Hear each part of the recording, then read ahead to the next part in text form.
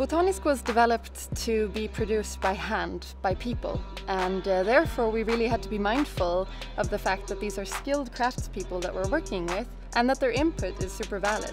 So when we went to the factories, we had ideas of what we wanted to make, but when we were there, we found that they had techniques we'd never seen, ideas for what the products should look like, and input that was really, really brilliant. All these women being artisans and working with the banana fiber here in India, that they all own this company together.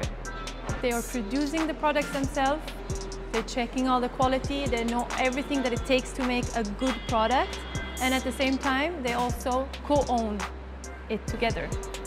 That's really women empowerment.